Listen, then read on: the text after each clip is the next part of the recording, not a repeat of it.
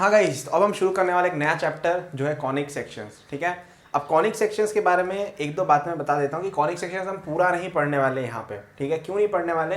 क्योंकि conic sections के अंदर काफ़ी बड़ा सेक्शन होता है टेंजेंट्स एंड नॉर्मल्स नाम करके। ठीक है, वो आपको समझ में अच्छे से तब आएगा जब आप लिमिट्स एंड डेरिवेटिव्स नाम करके एक और चैप्टर होता है वो अच्छे से पढ़ोगे, वो हम देखेंगे 12th में।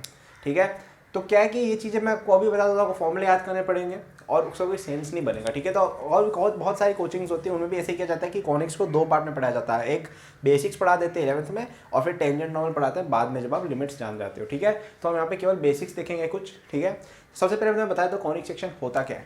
ठीक है, तुम क्या करो, एक डबल कोन लो। डबल कोन जैसे डमरू होता है ना, जैसे वैसे। ठीक है, ये दो कोन है। ठीक है, 3D है कोन। ठीक है, आइसक्रीम कोन होता है ना, वैसे एक के ऊपर एक रखे हुए हैं। ठीक है, अब हम इसमें क्या सेक्शन ले रहे हैं इसके। ठीक है, सेक्शन ले रहे हैं इसके अपन।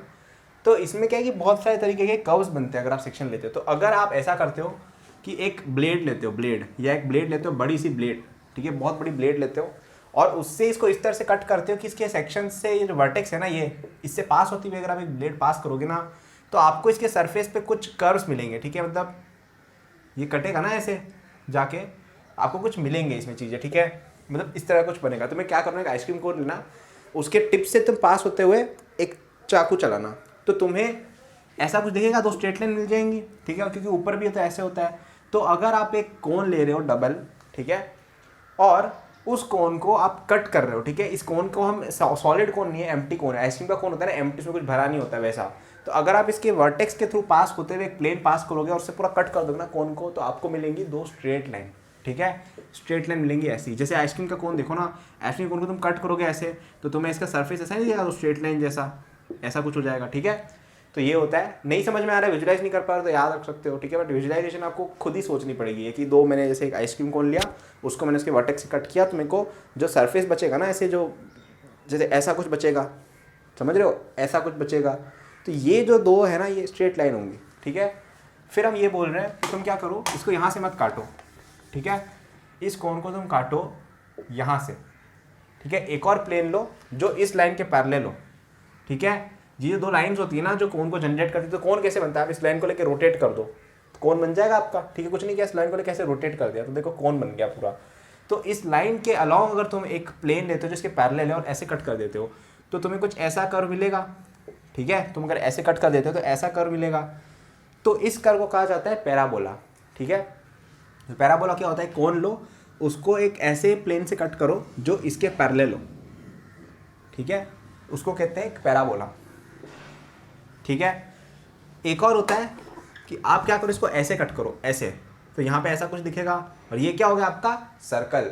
तो जब आप पैरेलल टू द बेस एक प्लेन से काटते हो ना, ऐसे कट कर दो, आइसक्रीम को पेन करके ऐसे कट कर दो शक, तो क्या बचेगा, एक सर्कल बचेगा। ये भी कॉनिक सेक्शन है। ठीक है, दूसरा तुम क्या कर सकते हो कि इसको एक एंगल से काटो, एक प्लेन ऐसे काट दो, तो ऐसा कुछ मिलेगा तुम्हें। ठीक है, एक आइसक्रीम कोन को ऐसे उड़ा दूँ मैं ऐसे टेढ़ा, तो ऐसा कुछ दिखेगा, तो इसको कहते हैं एलिप्स। ठीक है, जिसको कुछ लोग ओवल भी बुलाते हैं बचपन में। ठीक है, जिसको असली नाम इसका एलिप्स होता है। अब तुम अगर इसका एंगल थोड़ा सा बढ़ा दो और ज़्यादा बढ़ा दो, तो ऐसा एंगल कट होगा, ऐसे करने लग जाएगा कि आधा इधर, तो एक ऐसा बचेगा और एक ऐसा मिलेगा। ठीक है, मैं थोड़ा क्लियर डायग्राम बना देता हूँ।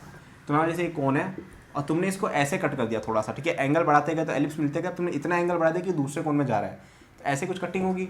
ठीक है, तो क्या मिलेगा आपको, एक चीज़ ऐसी मिलेगी, एक चीज़ आपको ऐसी कुछ मिलेगी। ठीक है, तो इसको कहते हैं हाइपरबोला। इसका और इसका कलेक्शन को कहते हैं हाइपरबोला। ठीक है, तो मेरे को पता है कॉनिक सेक्शन क्या होते हैं। कोन को कट करके अलग अलग तरीके से कट करने पर अलग अलग फिगर्स मिलते हैं। कौन सा फिगर मिल रहा है, वही है आपका कॉनिक सेक्शंस। ठीक है, तो अगर हम इसके वर्टेक्स से पास होते हुए प्लेन यूज करते हैं तो स्ट्रेट लाइन्स मिलती है, पेयर ऑफ स्ट्रेट लाइन ऐसी। ठीक है, अगर हम इसके पैरेलल कट करते हैं बेस के तो सर्कल मिलता है, टिल्ट करके करते हैं तो एलिप्स मिलता है, अगर अपन इसके एंगल से ही ज़्यादा टिल्ट कर देते हैं यानी ऐसे निकल जाते हैं तो हाइपरबोला मिलता है, जैसे मैंने इसमें बताया। ठीक है, पैराबोला कब मिलेगा, जब आप इसके पैरेलल करो। अब तुम सोच रहे होगे ये हाइपरबोला होता क्या है, पैराबोला होता है क्या, एलिप्स होता है क्या है, भैया हमें बता दो पहले। तो ये डेफिनेशन है उसकी। ठीक है, ये डेफिनेशन है कि कोन को इस तरह से काट करने पर जो फिगर बनता है उसको पैराबोला कहा जाता है। अब इसको समझने के और तरीके होते हैं जो हम देखेंगे अगली वीडियोस में, लेकिन अभी अब याद रखो कि ऐसा कुछ होता है। ठीक है, अभी एग्जैक्ट पैराबोला क्या होता है, उसकी इक्वेशन क्या होती है, कैसे सॉल्व करते हैं, क्या क्या क्वेश्चन आते हैं, वो हम नेक्स्ट वीडियोस में देखेंगे। 3-4 वीडियोस बनाऊंगा मैं सब पे डेडिकेटेड। ठीक है, अब इसमें देखो हमने क्या क्या पढ़ लिया है। पेयर ऑफ स्ट्रेट लाइन सबसे पहले आई थी, हमने पढ़ लिया। ठीक है, उसके बाद सर्कल्स आए थे, वो भी अपन ने पढ़ लिए। अब बचा क्या, हाइपरबोला, पैराबोला, एलिप्स, वो हम पढ़ेंगे इस चैप्टर में। ये होती है एक डेफिनेशन, ठीक है। एक और डेफिनेशन होती है हाइपरबोला की, सॉरी कॉनिक सेक्शन की। तो क्या होता है, आप एक लाइन लो, ठीक है, और आप एक कोई फिक्स पॉइंट ले लो, इसको कह दो एस, इस लाइन को कह दो एल, ठीक है। इस लाइन को कहा जाता है डायरेक्ट्रिक्स, ठीक है, डायरेक्ट्रिक्स इसको कहा जाता है, और इस पॉइंट को कहा जाता है फोकस, ठीक है। तो आप एक ऐसे पॉइंट, फिर आप क्या करो कि ऐसा पॉइंट लो, कोई पॉइंट पी लिया, और आप पी एस और पी एम क्या है कि लेंथ ऑफ परपेंडिकुलर, ठीक है। पी से आप परपेंडिकुलर डालो एल पे, उसकी लेंथ निकालो। तो हम कहते हैं कि अगर आप एक ऐसा लोकस बनाओ, इसको हम पी एम कहते हैं, such that P S equal to P M constant to E के बराबर, ठीक है। ई ये आपका 2.7 वाला ई नहीं है, ये कुछ और ही है, इसको एसेंट्रिसिटी कहते हैं, बताता हूँ मैं।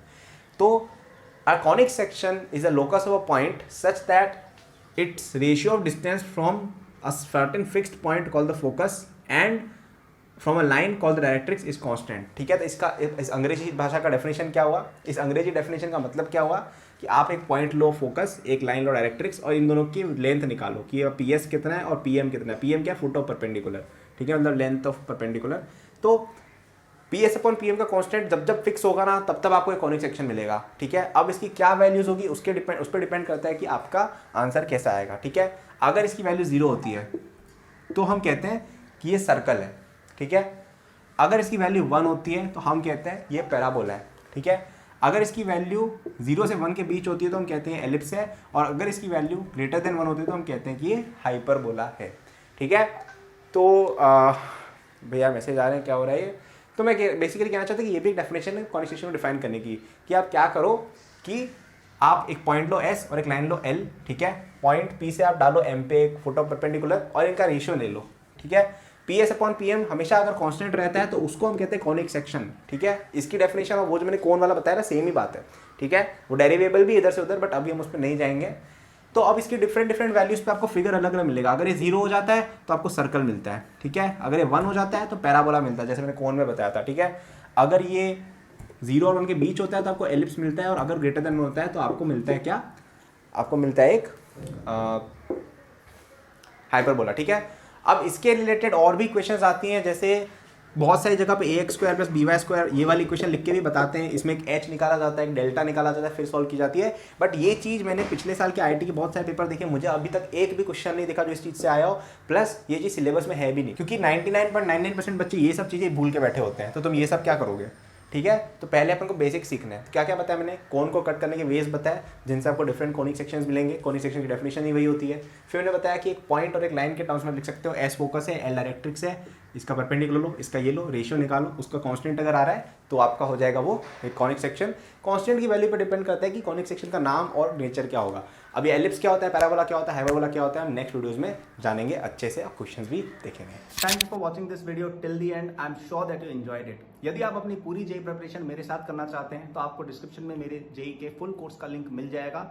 इस कोर्स में आपको जो यूट्यूब पे मेरे लेक्चर्स और प्रॉब्लम सॉल्विंग के वीडियोस मिलते हैं, उसके कंपेयर में बहुत ज़्यादा कंटेंट है, एंड आपको यहाँ पे practice sheet with solution, test series with solution दी मिलती है। It's a complete solution, you can rely on it. आप यदि किसी कोचिंग जाते हैं या अगर आप सेल्फ स्टडी करते हैं, in both cases it will be very useful, so do check it out. Okay, इसके अलावा मेरे जेई के फ्री नोट्स भी डिस्क्रिप्शन में लिंक्ड हैं, एंड डिस्क्रिप्शन में और भी मैंने बहुत सारे रिसोर्सेज फॉर स्टूडेंट्स डाले हुए हैं, जैसे the books that I recommend, my social media and my newsletter in case you want more content, और if you want to approach me with any doubts और सजेशन। नोट्स हैं NEET के students के लिए, कॉलेज स्टूडेंट्स के लिए, startup enthusiast के लिए भी, ओलंपियाड एंथुसियास्ट के लिए भी कोर्सेज हैं। तो चेक जरूर कर लीजिएगा डिस्क्रिप्शन, आपको काफ़ी यूजफुल रिसोर्सेज वहाँ मिलेंगे। Thank for watching, like subscribe कर लीजिएगा for more such videos. Good luck.